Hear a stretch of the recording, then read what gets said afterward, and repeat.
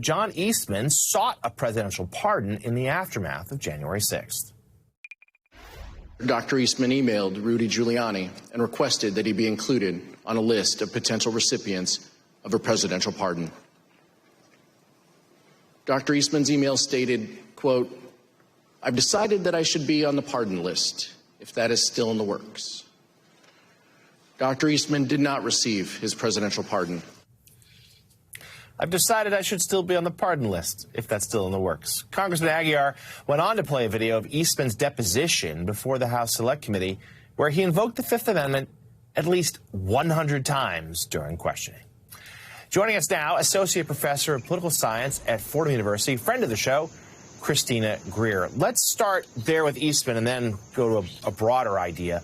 How significant is it, though, that you think that this lawyer, who was at the forefront of these various schemes to overturn the election, that he himself asked for a pardon after the riot at the Capitol?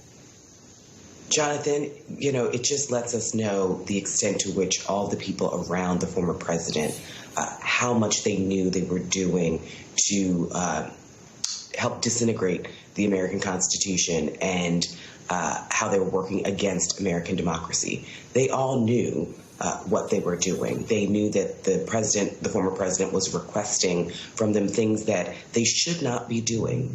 He's requesting that they refuse to uphold the law, refuse to look at facts, and to go along with his whims. And so as they did that one by one, over time, they realized what they were doing. We can't, look at them and say, oh, well, they were innocent and maybe they didn't know. They absolutely did know. And so this is why we see so many individuals who surrounded the former president asking for provisions after the fact, because they know that this president leaned on the line of legality and oftentimes crossed it and asked them to do so as well, demanded of them actually. That's such a key point. It's not just that they knew in the aftermath of January 6th that they had done something wrong. So many of them, including Eastman, it was clear they knew before January 6th that they were doing something wrong, that they actually had no legal standing, that they knew these claims of election fraud were bogus, and yet they went along with it anyway. Just how striking has that been for you watching these hearings play out? Jonathan, I can't thank you enough for keeping this in the forefront. As someone who teaches Intro to Politics every semester, and I'm trying to encourage young people to get involved in politics in various ways, to see what happened in November, where Joe Biden won, our Democratic election in a fair manner, in a just manner. It took a few days for us to certify the election, but that's sometimes what happens in a democracy. And then to see a sitting president refuse to have a peaceful transference of power, something we had never seen before in our young democracy. So many of the theories that I talked about in Intro to Politics over the years of what could happen in such a fragile democracy, we actually saw happening in real time under the presidency of Donald Trump, which is absolutely frightening for the future of this nation when it's not just the former president and his bad behavior, but so many individuals in his party and in his orbit who actually aided and abetted this behavior and refused to look at the real facts, which is Joe Biden won the election, Donald Trump did not. It is time for him to go back to Florida and live out his life, and he actually refused. So when we read the transcripts about January 6th, we see how, as your former guest said, put gasoline on that fire.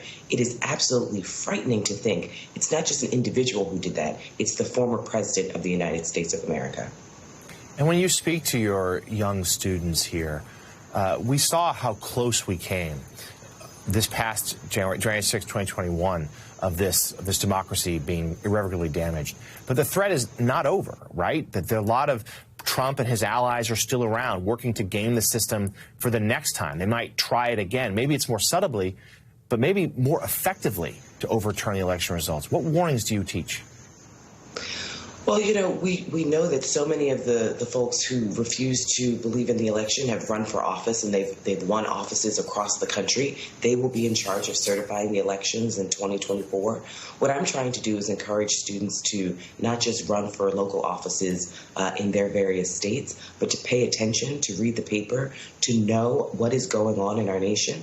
I think some of this damage, as you said, John, has been done. I'm really worried about our election security in 2022. 2022. I'm absolutely frightened about it in 2024. I don't know if the Democrats fundamentally understand just how much of a threat this is. I don't know if they're really actually putting the pieces together to link what we saw in Buffalo and Uvalde and the Pulse nightclub shooting, many years ago, what happened on January 6th. They are all interconnected. Dylan Roof is interconnected. Charlottesville is interconnected. This is a long web of what we are and who we've been in this nation, and we really need to sort of look at the larger map of what's going on to figure out our future. Powerful insights there from Christina Greer. Thank you so much for being with us today, and we hope you'll come back again soon. Up next here on Way Too Early, frustration among conservatives.